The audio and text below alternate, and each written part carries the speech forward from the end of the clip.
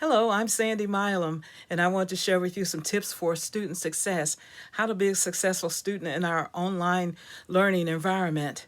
Our online learning environment could be new to some of you because a lot of times you're used to being in class in seat, as they call it, which means that you're in a classroom with a professor in front of you. So if you had a question, you could either raise your hand or talk to them after class to set up an appointment. Well, one of the things that you can't do right now is do that. You can't meet with them in person. You have to do it either by email or a phone call. And it's best to set up a rapport with your professors when you find out who your instructors are. Set up a rapport with them via email. Send them an email introducing yourself, and that way they'll be familiar with you if a problem occurs, or if you have a question. So that's good. Just go ahead and establish that rapport with your professor. That's one of the best tips for online learning. And I wouldn't say I'm an expert, but I had to do the last part of my undergraduate studies as an online student, and all of my master's courses were online, and I have done quite a bit of my doctorate courses online as well. So it is a challenge. The biggest challenge you have to online learning is time management, because time is important. And some of you are maybe working and going to school, so time management is really important. First of all, you have to set aside the time when you're learning is best. Some people work best at night. Some people work best real early in the morning, and I'm one of those that works best usually between 8 and 12 is my peak times. I can do it a little bit earlier when it's quiet, but after 12 usually, or later on in the evening, that's my peak time. So establish a peak time where you are more productive. 3 o'clock in the afternoon is not one of my most productive times. Actually, it's one of my worst. So establish a peak time that your learning is productive. Also, time management. You have to figure out what your work schedule is, what hours you'll need to be working, how you can work around your work schedule. If you're at home with your children, that's another thing. You have to keep them occupied so you can have time to study. Whichever way it is, you have to establish some time management. You have to be real intentional about your time management as well.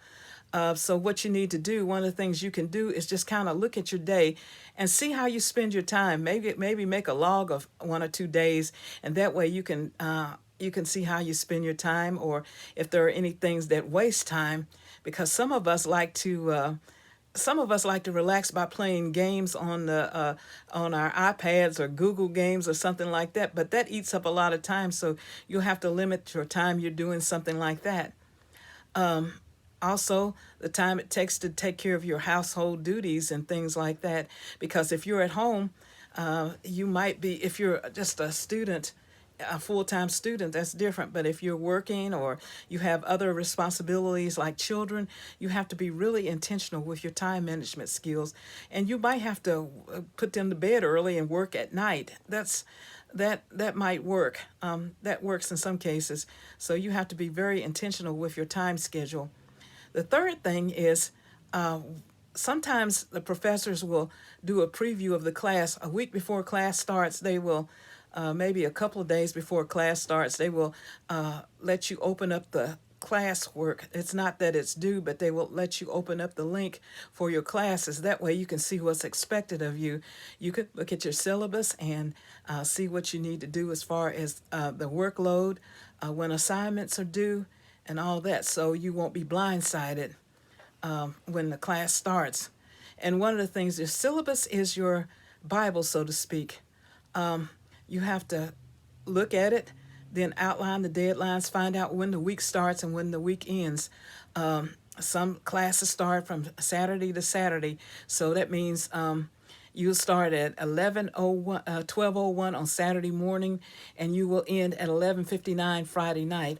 Or it could be Thursday to Thursday, but find out when your week starts and when it ends, and then that way you can work. You can pace your workload. Our classes in the doctorate program, some of the classes, our week started Monday, at 12:01, and it ended Sunday night at 11:59. So you have to find out when that is. Also, you need to make notes and write down actual dates when the assignments are due. If they're due, the first class is January the 18th, so by January the 24th, you need to have something. Maybe that class. Maybe that class is due January 24th at 11:59. You need to know that. You need to write down actual dates of when your assignments are due.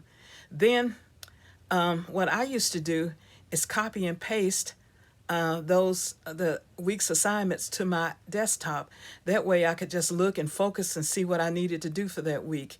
And then if I was one to work ahead, if we had a research paper or a paper due, I would I would look at that and then put that in my notes too. You can also use your calendar to set reminders of what's due, when it's due, and all that. Use your Microsoft Calendar to do that. OneNote or something like that. Use those technologies to remind you of when assignments are due. That way, you're not blindsided. You don't turn in your assignments late, because usually when you're turning your assignments late, points are taken off. One rule I've always lived by when training people: there's no such thing as a dumb question. The dumb questions are the questions that you don't ask.